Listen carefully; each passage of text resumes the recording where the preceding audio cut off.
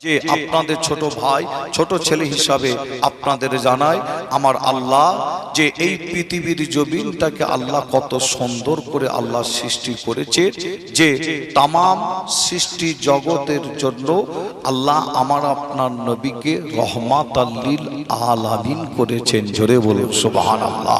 আর একটু জোরে হবে না? আল্লাহ পাক তামাম সৃষ্টি জগতের জন্য আল্লাহ আমার আপনার নবীকে রহমাতাল লিল আলামিন করেছেন। আরেকবার জোরে হবে না? আরো জোরে বলবেন না? আল্লাহ পাক এই পৃথিবীর জমিনটাকে কত সুন্দর করে আল্লাহ সৃষ্টি করেছে, আপনারা লক্ষ্য করলে দেখতে পাবে আল্লাহ কোন জায়গায় পাহাড় দিয়েছে, তাই তো নাকি? আমার আল্লাহ এই পৃথিবীর জমিনে আবার আল্লাহ কোন জায়গায় সমুদ্র দিয়েছে, আবার আমার আল্লাহ কোন জায়গায় আল্লাহ জঙ্গল দিয়েছেন, আবার কোন জায়গায় আল্লাহ পৃথিবীর জমিনে মরুভূমি দিয়েছে। যে আল্লাহ বা কত সুন্দর করে আল্লাহ পৃথিবীর জমিনটাকে আল্লাহ সাজিয়েছে, যে কোন জায়গায় পাহাড়, কোন জায়গায় জঙ্গল, কোন জায়গায় সমুদ্র, কোন জায়গায় মরুভূমি। যে আল্লাহ পাকের কত নিয়ামতি আল্লাহ জিনিস আল্লাহ রেখেছে, যে এই পৃথিবীর জমিনে আল্লাহ পাক যত কিছু নিয়ামতি জিনিসকে আল্লাহ সৃষ্টি করেছে সব আমার আপনার উপকারের জন্য। জোরে বলবেন না? আরো জোরে হবে না? আপনি একটা গাছকে নিয়ে যদি চিন্তা করেন, আপনার একটা গাছ, সামান্য একটা গাছকে নিয়ে যদি চিন্তা করেন, আপনি চিন্তা যদি করেন অবাক হবেন, গাছ আমাদের জন্য কত উপকার, তাই তো নাকি?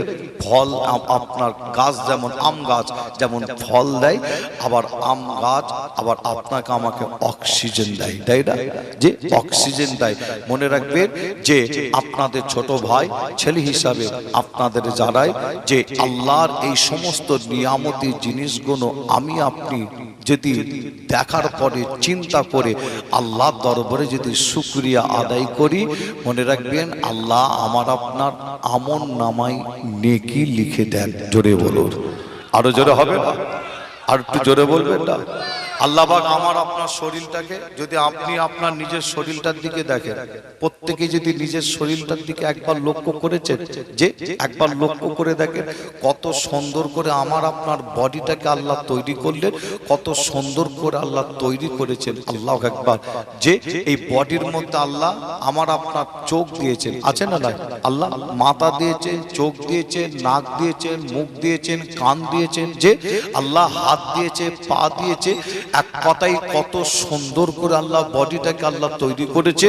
আমি আসিম বিল্লাহ যদি এই বডির মধ্যে আমাদের প্রত্যেকের এই বডিটার মধ্যে একটা হাত নিয়ে যদি আলোচনা করি আজকে, মনে রাখবেন এই একটা হাত নিয়ে আলোচনা করলে দেখা যাবে সারা রাত কেটে যাবে, আলোচনা করে শেষ করা যাবে না। একটু জোরে হবে না? আল্লাহু আকবার। যে একটা হাত, আপনি অবাক হবেন যদি একটা হাত নিয়ে যদি আপনি যদি চিন্তা করেন কত সুন্দর করে আল্লাহ বডিটাকে তৈরি করলে। দেখেন এই একটা হাত, আমার আপনার এই একটা হাতের মধ্যে আল্লাহ এখানে আল্লাহ কটা কবজা দিয়েছেন, দেখলে অবাক হবে। যে দেখেন আপনারা যে ভাষায় বুঝবেন তাই বোঝানোর জন্য একটু আপনাদের বলি, নিশ্চয়ই আপনারা বুঝবেন কবজা কাকে বলে, তাই তো নাকি? কবজা কাকে বলে? দেখেন এই একটা হাতের মধ্যে আল্লাহ এখানে একটা কবজা দিয়েছেন, আছে না নাই? আছে না নাই? প্রত্যেকের হাতে দেখবেন এখানে আল্লাহ একটা কবজা দিয়েছে। আবার আপনি কিছুটা আপনি চলে আসেন, দেখবেন এখানটায় আমার আল্লাহ আর একটা কবজা দিয়েছেন, কি নাই? আছে না নাই? এখানে একটা কবজা, আবার এখান থেকে আপনি ওপরে ওঠে দেখেন এই জায়গাটায় আমার আল্লাহ আর একটা কবজা দিলেন। আল্লাহু আকবার। যে আপনি আরো একটু ওপরে চলে আসেন, দেখেন এই একটা আঙ্গুলের মধ্যে আল্লাহ কটা কবজা দিয়েছে? একটা আঙ্গুল, এইটুকুন আঙ্গুলের মধ্যে আমার আল্লাহ এখানে একটা, এখানে একটা, এখানে একটা দিয়েছেন। কি দেখলে যে কটা কবজা? আল্লাহু আকবার। আমার আপনার হাতে যদি আল্লাহ এই কবজাগুলো যদি না দিতেন, তাহলে আমার আপনার হাতটা তাহলে থাকতো কেমন? যে বলে হাত তাহলে থাকতো কেমন? এরকম স্টেট থাকতো না? এই হাতের যদি কবজা কোনো আল্লাহ যদি না দিতেন, আমার আপনার হাত কেমন এরকম সোজা, তাই তো নাকি? স্টেট সোজা, তখন আর এরকম ব্যান্ড হতো না, তাই তো নাকি? যে আমার আপনার হাত যদি স্টেট থাকতো এরকম, তাহলে আপনার লক্ষ্য করলে দেখবেন সব মুসলমান নাই, কিছু মুসলমান, তাই তো নাকি, ভোট আসলেই মাথা গরম করে। যে আছে না, যে বড় দুঃখের সাথে আপনাদের বলছি, ভোট আসলেই কিছু মুসলমান আছে মাথা গরম করে, তখন এই হাত দিয়ে একজন মুসলমান আরেকজন মুসলমানকে মারে না, আরেকজন মুসলমান আরেকজন মুসলমানের উপর অত্যাচার করে এই হাত দিয়ে। যে এই হাত যদি স্টেট থাকতো, তাহলে আমি আপনি আর অশান্তি ঝামেলাও করতে পারতাম না। শুধু অশান্তি ঝামেলা নয়, আমার আপনার খাওয়া দাওয়া তো কত অসুবিধা হতো। যে আপনি আপনার নিজের বডিটার দিকে খেয়াল করুন, যে আপনার শরীরটার দিকে একটু দেখেন, চিন্তা করেন, চিন্তা করে আল্লাহ দরবারে শুকরিয়া আদায় করেন। এই শুকরিয়া আদায় করার কারণে আল্লাহ আপনার আমার আমলনামায় নেকি লিখে দেবেন। জোরে বলুন, আর একটু জোরে হবে না? মুসলমানের ঘরে ছেলে মেয়েরা, বারা তরুণেরা, আমার নওজওয়ান যুবকেরা, পর্দার অন্তরালে মা বোনেরা, এ আমার নবী প্রেমিকেরা, তাই আপনাদের জানিয়ে দেয়া যায়, এই দুনিয়া ছেড়ে আপনাকে আমাকে বিদায় নিতে হবে। আল্লাহ এই দুনিয়াটাকে কত সুন্দর করে আল্লাহ তৈরি করেছে, এই পৃথিবীটাকে আল্লাহ কত সুন্দর করে আল্লাহ সৃষ্টি করেছে। এ যুবকেরা, আমার আপনার বেঁচে থাকার জন্য, কিন্তু মনে রাখবে সারা জীবন বেঁচে থাকার জন্য না, একদিন আপনাকে আমাকে দুনিয়া থেকে বিদায় নিতে হবে। এ যুবকেরা, তাই আপনাদের জানিয়ে দিয়ে যায়, এই পৃথিবীর জমিনে আল্লাহ কোন জায়গায় পাহাড়, কোন জায়গায় জঙ্গল, কোন জায়গায় সমুদ্র, কোন জায়গায় মরুভূমি দিল। এই পৃথিবীর জমিনে কিছু নিয়ামতি পাহাড় আছে, কিছু নিয়ামতি পাহাড় আপনাদের জানিয়ে দিয়ে যায়। অনেকে পাহাড় দেখতে পছন্দ করে, অনেকে পাহাড়ে বেড়াতে যায়, অনেকে পাহাড় ঘুরতে যায়। এখানেও অনেকে আপনারা থাকতে পারে, পাহাড় দেখতে পছন্দ করে, তবে আপনাদের জানিয়ে দিয়ে যায়, এই পৃথিবীর জমিনে কিছু নিয়ামতি পাহাড় আছে, যে পাহাড়গুলো নাম হাদিস শরীফের মধ্যে পাওয়া যায়। পাহাড়ের নাম হাদিস শরীফের মধ্যে পাওয়া যায়। একটা পাহাড়ের নাম আপনাদের জানায়, হাদিস শরীফের মধ্যে পাওয়া যায়। হাদিস শরীফটা হলো মিসকা শরীফ। এই মিসকা শরীফ খুললে দেখতে পাবে একটা পাহাড়ের নাম, পাহাড়টার নাম উহুদের পাহাড় বলা হয়, উহুদের ময়দান বলা হয়, উহুদের জমিন বলা হয়।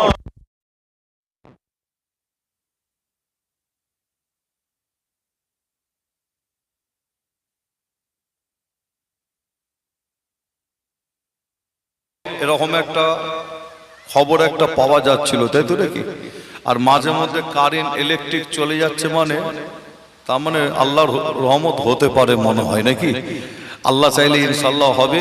আচ্ছা, পানি হলে ভালো হবে না খারাপ হবে? আপনারা কি বলছেন? ভালো হবে না? হ্যাঁ, অবশ্যই পানি দরকার। কি দরকার নাই? খুবই দরকার।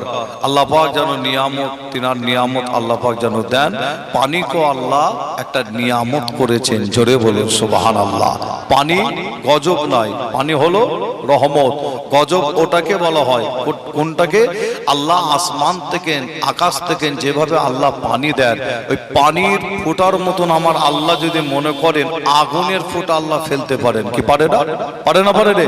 যে যেমন পানির ফোঁটা যেমন পড়ে আমার আপনার ঘরের ছাদের উপরে বলেন, চালের উপরে বলেন, যে আপনার আল্লাহ পাক যদি মনে করেন আসমান থেকে পানির ফোঁটা মতো আল্লাহ আগুনও ফেলতে পারেন, তখন আমার আপনার যদি আমার আপনার খড়ের ঘর যদি থাকে, খড়ের ঘরের যদি ছাদের উপরে আপনার খড়ের উপরে যদি আগুনের ফোঁটা যদি এসে পড়ে, যে বলেন আগুন লাগবে না? লাগবে না? লাগবে না? যে শুধু খড়ের ঘর কেন, মানুষের বিশাল একটা ক্ষয়ক্ষতি হবে। আসমান থেকে পানির মতন যদি আগুন পড়ে, যে বিশাল মানুষের ক্ষয়ক্ষতি হবে। তবে মনে রাখবেন, পানি হচ্ছে আল্লাহ পাকের রহমত।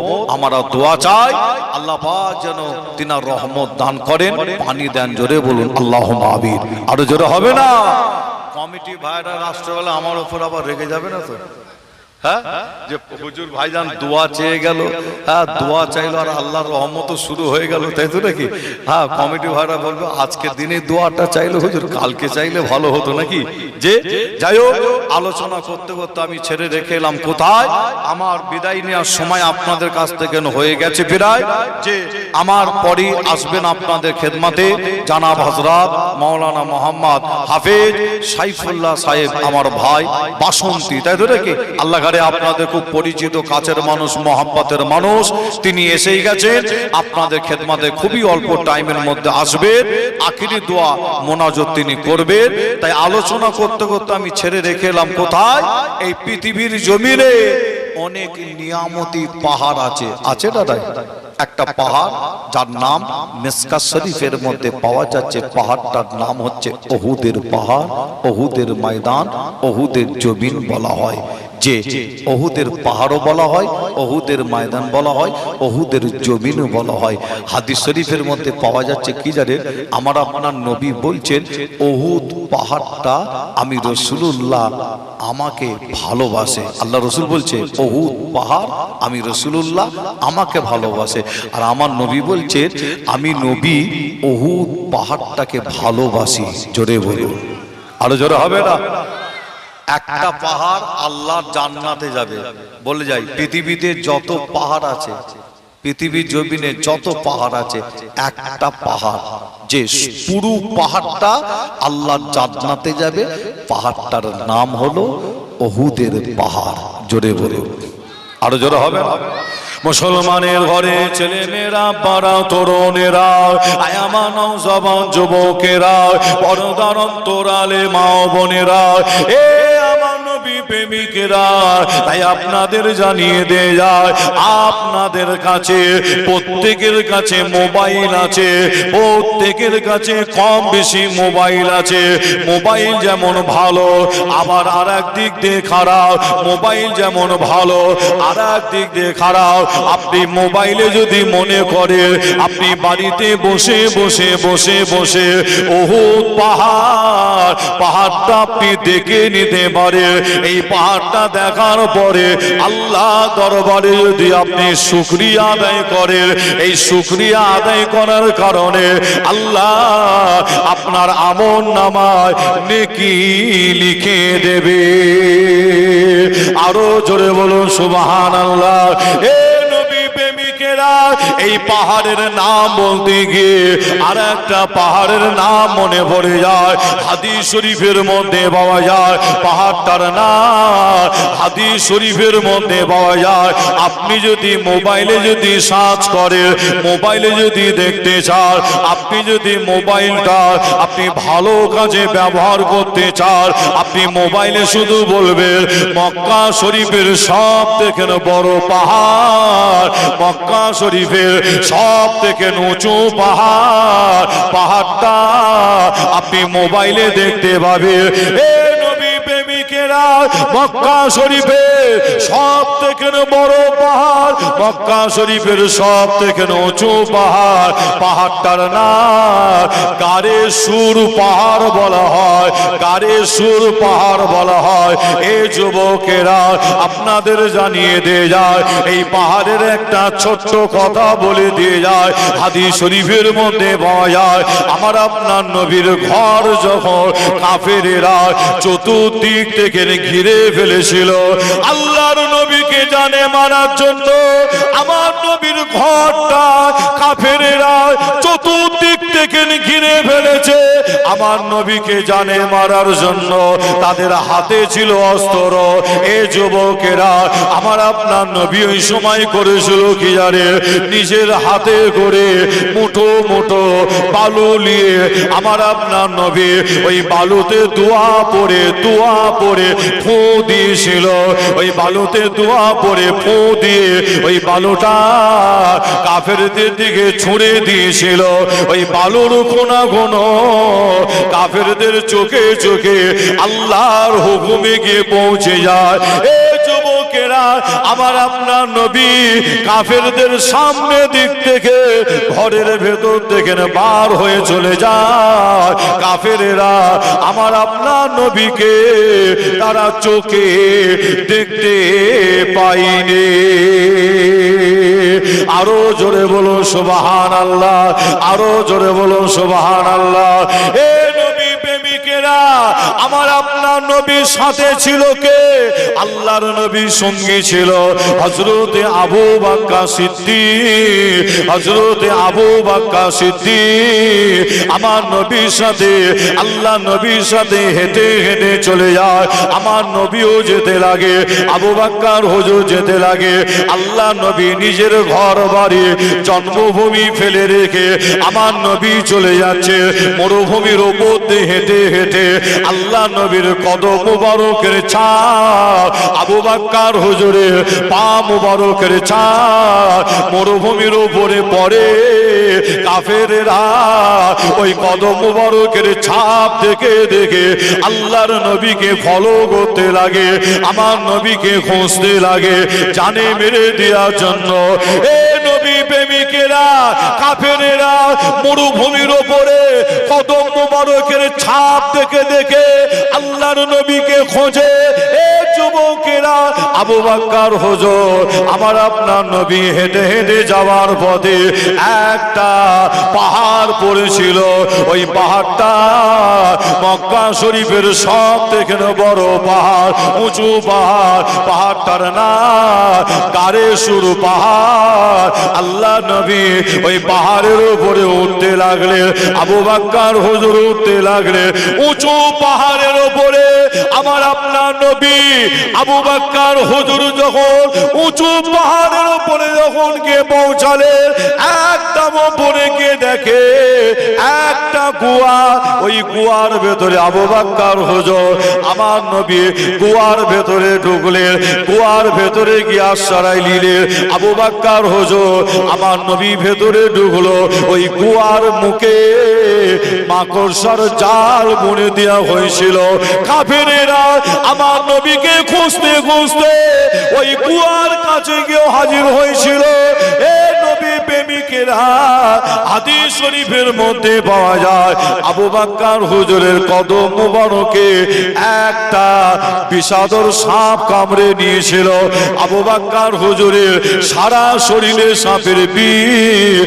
আমার আপনার নবী নিজের জবান থেকে, মুখ থেকে থুথু মুবারক বার করে আবু বকর হুজুরের যে জায়গাটায় সাপ কামড়েছে ওই জায়গাটা লাগিয়ে দিলে, লাগানোর সাথে সাথে দেখতে পাওয়া যায় আবু বকর হুজুরের সারা শরীরে সাপের বিষকে আল্লাহ পানি করে দিয়েছিলেন। জোরে হবে না?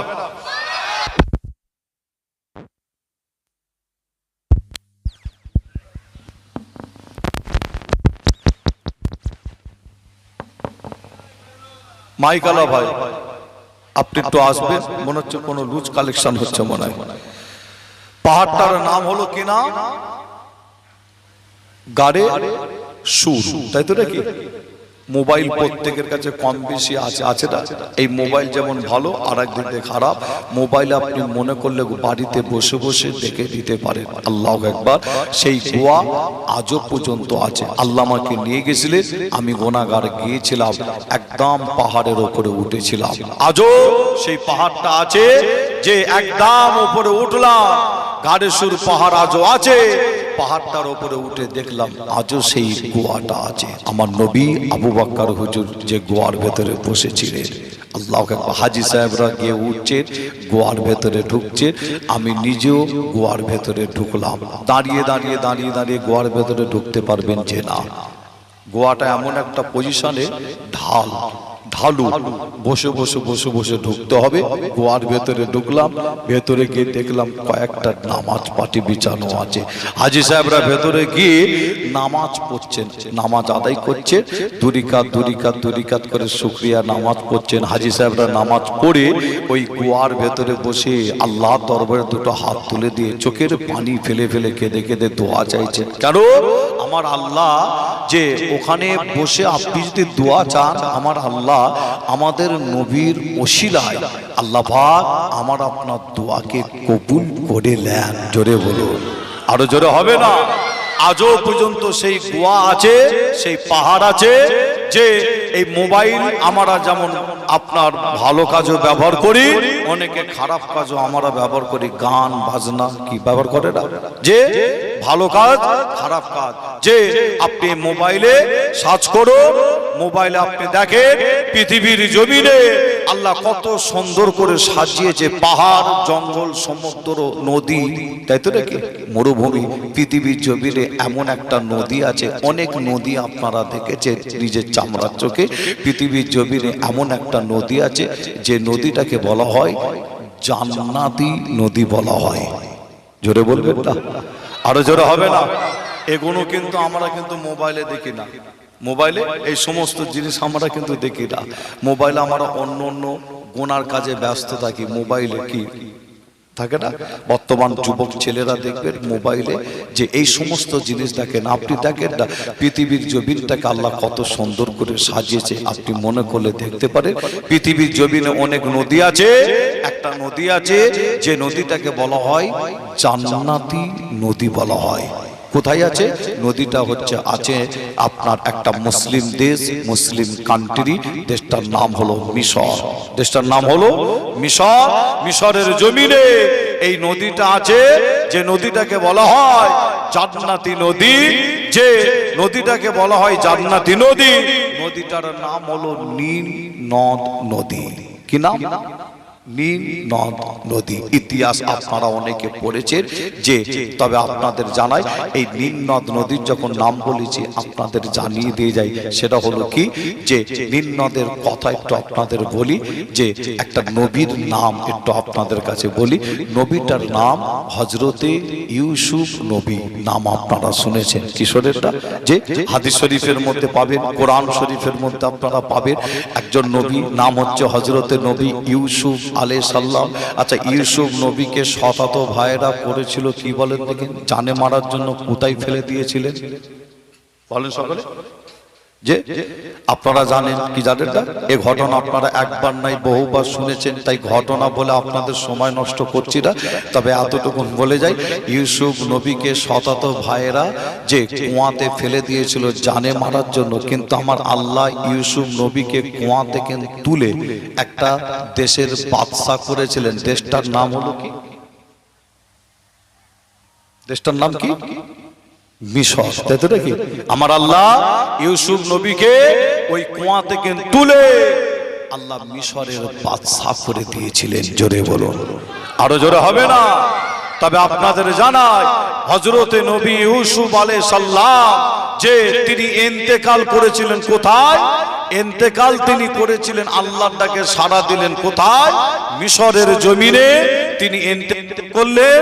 মিশরের জমিনে ইন্তেকাল করার পরে দেখতে পাওয়া যায়, ইউসুফ নবী যখন ইন্তেকাল করলেন, মিশরের মানুষদের মধ্যে একটা দ্বন্দ্ব, একটা তর্ক, একটা বিতর্ক শুরু হয়ে গেল ইন্তেকালের পরে। কি তর্ক, কি বিতর্ক? যে আপনার মিশরের মানুষদের মধ্যে একটা তর্ক বিতর্ক। কি তর্ক বিতর্ক? কেউ বলে ইউসুফ নবী আলাইহিস সালামের কবর মোবারক এখানে হবে, আবার কেউ বলে ইউসুফ নবী আলাইহিস সালামের কবর মোবারক এখানে হবে, আবার বলে না এখানে হবে। কেউ বলে আমার গ্রামে হবে, বোঝানোর জন্য আপনাদের বলছি। আবার কেউ বলে না আমার পাড়ায় হবে, কেউ বলে না অমুক জায়গায় হবে। ইউসুফ নবীর কবর মোবারক কোথায় হবে? যে মিশরের মানুষদের মধ্যে একটা দ্বন্দ্ব একটা শুরু হলো, একটা তর্ক, একটা বিতর্ক শুরু হলো।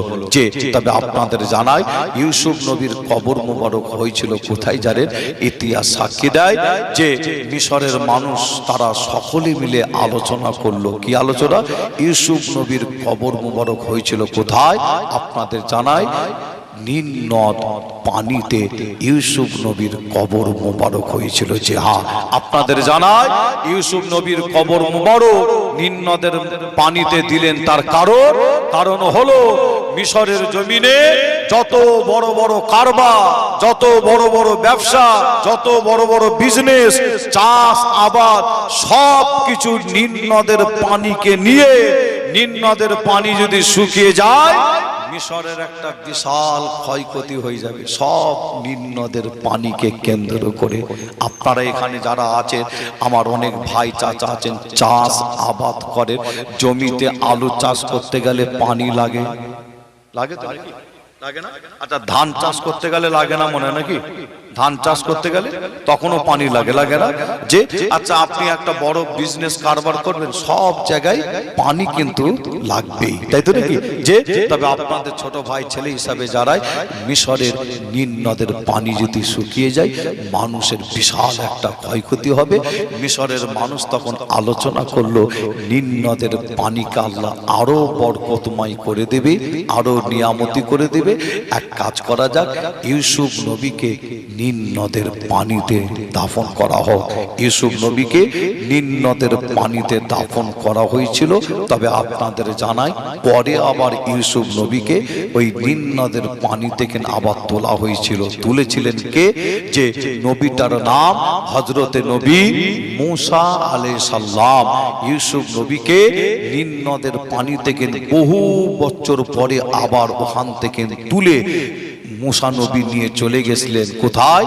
দেশটার নাম হলো প্যালেস্তাইন, অর্থাৎ ফিলিস্তিনের জমিনে নিয়ে গিয়ে নবী মূসা আলাইহিস সালাম ইউসুফ নবীকে ওখান থেকে তুলে আপনার প্যালেস্তাইন অর্থাৎ ফিলিস্তিনের জমিনে নিয়ে গিয়ে দাফন করেছিলেন। জোরে বলুন, জোরে হবে না? যে মসজিদুল আল আকসা নাম শুনেছেন আপনারা? মসজিদুল আল আকসার আশেপাশে শুধু ইউসুফ নবী নয়, কিছু কম বেশি 70 জন নবী আলাইহিস সালামের কবর মোবারক রয়েছে। জোরে বলুন, আরো জোরে হবে। মুসলমানের ঘরে ছেলে মেয়েরা, বাড়া তরুণেরা, আমার নওজওয়ান যুবকেরা, পর্দার অন্তরালে মা বোনেরা, প্রেমিকেরা, তাই আপনাদের জানিয়ে দেয় আর একটা পাহাড়ের নাম বলে দেয়। পাহাড়টার নাম ওয়াদি, পাহাড়টার নাম ওয়াদি, অর্থাৎ ওই পাহাড়টাকে বলা হয় জিন পাহাড় বলা হয়। ওই পাহাড়টাকে বলা হয় জিনেদের পাহাড় বলা হয়। এই যুবকেরা, এই পাহাড়টা আপনি পাবেন মদিনা শরীফে, পাহাড়টা পাবেন। যদি মনে করেন মোবাইলও আপনারা দেখে নিতে পারেন। এই পৃথিবীর জমিনে অনেক নিয়ামতি পাহাড় আছে, অনেক বরকতি পাহাড় আছে। এই যুবকেরা, পাহাড়টার নাম হলো ওয়াদি। ওই পাহাড়টা হলো জিনেদের পাহাড়। ওই পাহাড়ের একটা ছোট্ট কথা বলে দিয়ে যায়। ওই উঁচু পাহাড়ের উপরে আপনি গিয়ে যখন উঠবে, উঁচু পাহাড়ের উপরে, ওই জিন পাহাড়ের উপরে আপনি গিয়ে যখন উঠবে, পাহাড়ের উপরে উঠে গিয়ে যদি কোনো ভারী জিনিস যদি আপনি পাহাড় থেকে নিচেই যদি ফেলে দেন, নিচের দিকে যদি গড়িয়ে দেন, ওই ভালো ওই ভারী জিনিসটা নিচের দিকে নাবে না, নিচের দিকে নাবে না, অটোমেটিক উপর দিকে উঠে যেতে লাগে। আরো জোরে বলো সুবহানাল্লাহ। নবী প্রেমিকেরা, পাহাড়টার নাম হলো জিন পাহাড়। নামটা মনে রাখবে, ওয়াদে জিন বলা হয়। আপনি ভারী জিনিস যদি আপনার বাড়ির ছাদে যদি উঠে, আপনার ঘরের ছাদের ওপর থেকে কোনো ভারী জিনিস যদি নিচেই ফেলে দেয়, কি আপনি একটা গড়ান রাস্তা পেয়েছে, ওই গড়ান রাস্তা ওপর দিকে যদি ভারী জিনিস রেখে নিচের দিকে যদি আপনি নামিয়ে দেন, দেখা যাবে ওই ভারী জিনিসটা নিচের দিকে নেমে যায়। এ যুবকেরা, তবে আপনাদের জানিয়ে দিয়ে যায়, ওই ওয়াদে জিন, ওই পাহাড়টার উপরে আমি নিজে গিয়েছিলাম। আল্লাহ আমাকে নিয়ে গিয়েছিল। আমি গুনাহগার গিয়ে, আমরা হাজী সাহেবরা গিয়ে, আমরা নিজেরা প্রমাণ করেছিলাম। একটা পানির বোতলে পানি ভরেছিলাম। এ যুবকেরা, ওয়াদে জিন, ওই ওয়াদে জিন, জিন পাহাড়ে একটা গড়ান রাস্তা পেয়েছিলাম, ঢালু রাস্তা পেয়েছিলাম। ওই ঢালু রাস্তার ওপর দিক করে পানির বোতলটা রেখে দিয়ে আমরা নিচের দিকে পানির বোতলটা ঠেলে দিয়েছিলাম, করিয়ে দিয়েছিলাম। আমরা লক্ষ্য করে দেখলাম ওই পানির বোতলটা নিচের দিকে নাবে না, অটোমেটিক ওপর দিকে উঠে যেতে লাগে। আরো জোরে বলুন সুবহানাল্লাহ, আরো জোরে বলুন সুবহানাল্লাহ। নারে দেখবে পাহাড়টার নাম হলো ওয়াদে জিন। আর না হলে শুধু আপনি মোবাইলে বলবেন জিন পাহাড়। একটা পাহাড় নাম আপনাদের বললাম কি, ওহুদের পাহাড়, তাই তো নাকি? দ্বিতীয় নম্বর নাম পাহাড়টার নাম হলো গাড়ে সুর পাহাড়। 3 নম্বর পাহাড় আপনাদের নাম বললাম ওয়াদে জিন পাহাড়। যে তবে আপনাদের ছোট ভাই ছেলে হিসাবে আপনাদের কাছে আমি এটাই বলতে চাই, বুঝাতে চাই, সেটা হলো কি, পৃথিবীর জমিনকে আল্লাহ সুন্দর করে সাজিয়েছেন আমার আপনার বেঁচে থাকার জন্য। যে মনে রাখবেন, কিন্তু বেঁচে থাকার জন্য ঠিক কথা, সারা জীবন বেঁচে থাকার জন্য যে না, একদিন না একদিন দুনিয়া থেকে বিদায় নিতে হবে। আগেও বলেছি, আবারও বলছি, আল্লাহ কোরআন শরীফের মধ্যে বলছেন কুল্লু নাফসিন যায়কাতুল মউত। আল্লাহ আবার কোরআন শরীফের মধ্যে আবার জানাচ্ছেন আইনামা তাকুনু ইদরুকুল মউত ওয়ালাউ কুনতুম ফি বুরুজিন মুশাইয়্যিদা। যে আমি আপনি মউত থেকে বাঁচতে কিন্তু পারবো না, একদিন দুনিয়া থেকে বিদায় নিতে হবে। যে ইজা জালাহুম লা ইস্তাখিরুনা শাআতা ওয়ালা ইস্তাকদিমুন। মৃত্যুর টাইম সময় যখন হয়ে যাবে, এক পাও আগানো হবে না, এক পাও পিছানো হবে না। ঠিক ওই টাইমে ওই সময় আমার আপনার মওত হবে। তবে বিদায় নেওয়ার আগে আপনাদের কাছে ছোট ভাই ছেলে হিসাবে আবারও বলে যাব, আমার নবী পাকের এই হাদিসটা আপনারা একটু মাথায় রাখবেন, মনে রাখবেন। খুব ছোট্ট একটা হাদিস। আমার নবী বলছেন বাদিরু বিল আমাল কাবলা আন তামুত, বাদিরু বিল আমাল কাবলা আন তামুত। মৃত্যু আসার আগে যত তাড়াতাড়ি পারেন ভালো কাজগুলো করে নেন। আমার নবী বলছেন ভালো কাজ যত তাড়াতাড়ি করতে পারবেন আপনার জন্য তত ভালো হবে। জোরে বলুন সুবহানাল্লাহ। আসেন আমরা সকলে মিলে অনেকটা টাইম, অনেকটা সময় বসে আছি। আমার মাওলানা সাহেব ভাই আপনাদের খেদমতে আসবেন। প্রায় আপনার 11টা প্রায় হতেই যাচ্ছে প্রায়। যে আপনারা জানেন সারা রাত অবধি জলসাটা হয় না, কি সারা রাত অবধি হয়, কি সারা রাত অবধি করা হয় না।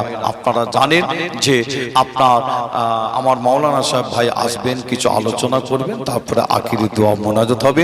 তার আগে আমরা সকলেই নবীর প্রেম ভালোবাসা বুকে নিয়ে একবার সকলে মিলে উঠে দাঁড়িয়ে একটু সালামের নজরানা পৌঁছাবো। ইয়া নবী সালাম। জন্ম আমার নবীর যোগে হলে কেমন হতো, জন্ম আমার নবীর যোগে হলে কেমন হতো, দু নয়নে রাসূল পাক দেখিলে কেমন হতো। জোরে হবে না সুবহানাল্লাহ? আর একটু জোরে হবে না? আর একটু জোরে বলবেন না? দু নয়নে রাসূল পাক দেখিলে কেমন হতো, জন্ম আমার নবীর যুগে হলে কেমন হতো।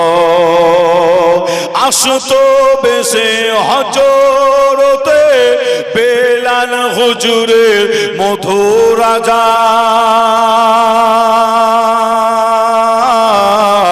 আসতো বেশে হজরতে বেলাল হুজুরের মধুর আযান।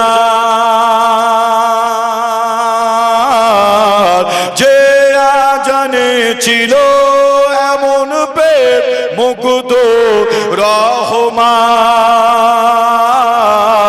দয়ার নবীর পিছে নামাজ, দয়ার নবীর পিছে নামাজ পড়িলে কেমন হতো। জোরে হবে না? আর একটু জোরে হবে না? দয়ার নবীর পিছে নামাজ পড়িলে কেমন হতো। দু নয়নে রাসূল পাক দেখিলে কেমন হতো, জন্ম আমার নবীর যুগে হলে কেমন হতো। তিনি কত আলোচনায় থাকতাম আমি অধর, তিনি কত আলোচনায় থাকতাম আমি অধর। সামনে রাসূল পাক হতো, পাশে সাহাবাগণ, হযরতে আবু বকর ওমর উসমান আলী সঙ্গে কেমন হতো। জোরে হবে না? আর একটু জোরে হবে না? হযরতে আবু বকর ওমর উসমান আলী সঙ্গে কেমন হতো। দু নয়নে রাসূল পাক দেখিলে কেমন হতো, জন্ম আমার নবীর যুগে হলে কেমন হতো। আল্লাহুম্মা সাল্লি আলা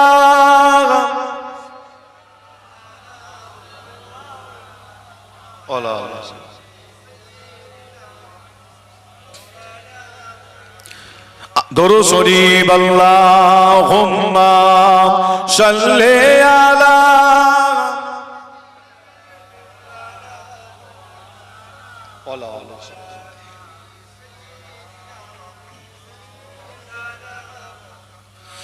গোলাপ লীলাম, গাদা লীলাম, লীলাম রজনীগন্ধা,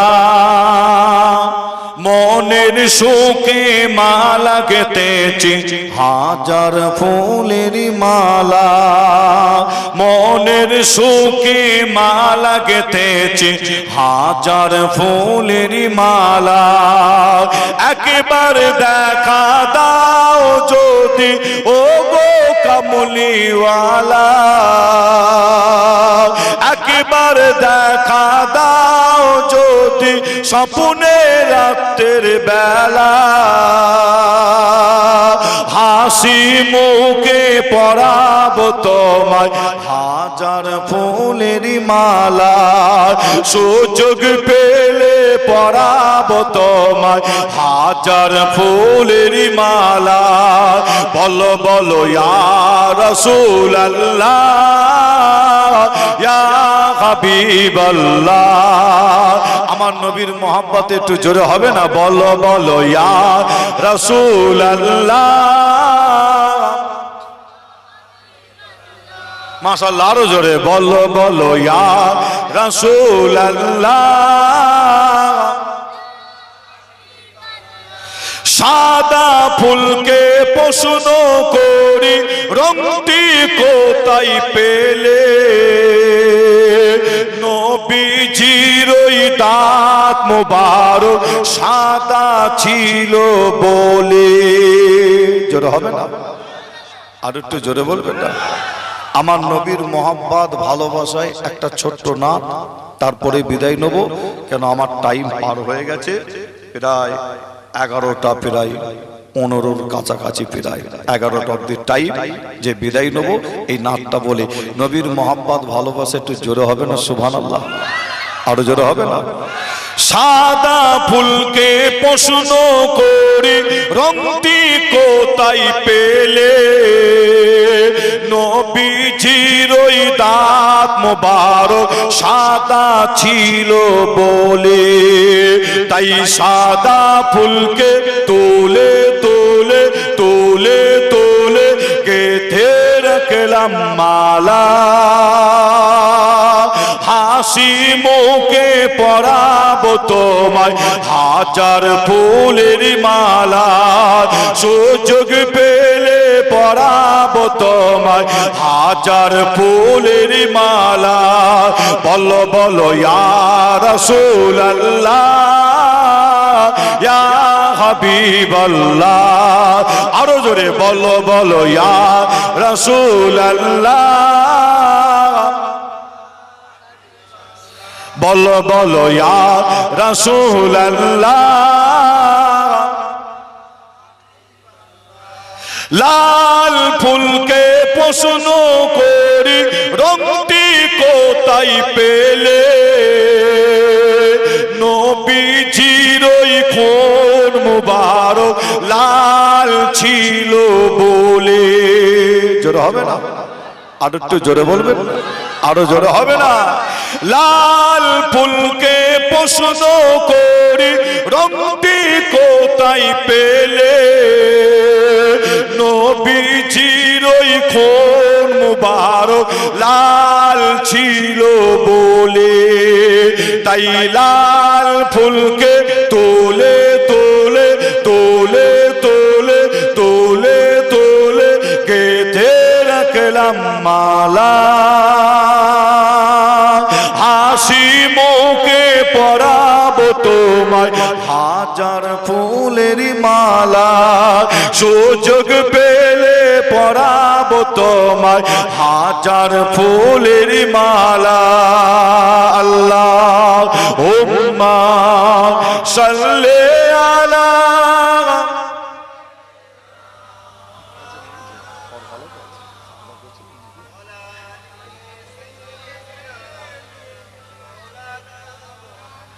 মাশাআল্লাহ আপনাদের খেদমতে এসে হাজির হয়েছে আমার খুব কাছের মানুষ, মহব্বতের মানুষ, আপনাদের খুব ভালোবাসা মহব্বতের মানুষ, ঠিক না ভুল?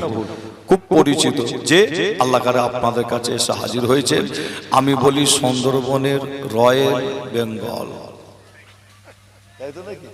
আল্লাহ করে আপনাদের খেদমতে এসেছে যে আপনার শুধু পশ্চিম বাংলা নয়, ভারতবর্ষের বিভিন্ন সিটিতে, দিল্লি, বোম্বাই, হায়দ্রাবাদ, গুজরাট, মিরাট, সুরাট, রায়পুর, বিলাসপুর, দারাদুন, রাউরকেল্লা, উড়িষ্যা, ঝাড়খণ্ড আছে না, যে বিভিন্ন সিটি আছে, শুধু আপনার পশ্চিম বাংলা নয়, পশ্চিম বাংলার বাইরেও বিভিন্ন সিটিতে সিটিতে আল্লাহ করে ইসলামের খেদমত, আহলে সুন্নাতুল জামাতের খেদমত, মুজাদ্দিদুল জামান দাদা পীরের সিলসিলাত খেদমত করছেন আমার জনাব হযরত মাওলানা মুহাম্মদ আমার সাইফুল্লাহ ভাই। আল্লাহ করে আপনাদের খেদমতে এসেছেন, একটু সকলের তাকবীর দেন, নারে তাকবীর, আর একটু জোরে হবে না? নারে তাকবীর, নারে তাকবীর। মক্কা শরীফ, মদিনা শরীফ, আজমির শরীফ, ফুরফুরা দরবার শরীফ, জলসায়ে মিলাদুন নবী কমিটি সাহেবানগণ, শ্রোতা বিন্দু, আমাদের সকলের মাওলানা সাইফুল্লাহ সাহেব ভাই, আমাদের সকলের মাওলানা সাইফুল্লাহ ভাইজান, নারে তাকবীর, নারে তাকবীর। মাশাআল্লাহ আপনাদের খেদমতে আলোচনা করবে, কেউ ওটাউটি করবেন না, আর আশেপাশে যারা আছেন আপনাদের অনুরোধ করব আপনারা তাড়াতাড়ি চলে আসে, বেশি রাতও করবে না, খুবই অল্প টাইম, অল্প সময় কিছুক্ষণ আলোচনা করে যে একটু কালেকশনের ব্যাপার আছে, যে কালেকশনের একটু ব্যাপার আছে আমি বলে যাব। আল্লাহ করে আমার ভাই তো মাশাআল্লাহ তিনি তো আছেন, আপনার কমিটি ভাইদের চিন্তা নাই, তারপরও বলে যাব আপনারা প্রত্যেকেই সহযোগিতার হাত বাড়িয়ে দিবেন। আমার হাফেজ মাওলানা সাইফুল্লাহ ভাইয়ের হাতে হাত দিয়ে আপনারা শরীক হবে, আমার জন্য দোয়া চাইবে, আমি আপনাদের জন্য দোয়া চাই। বিদায় নিই, আসসালামু আলাইকুম।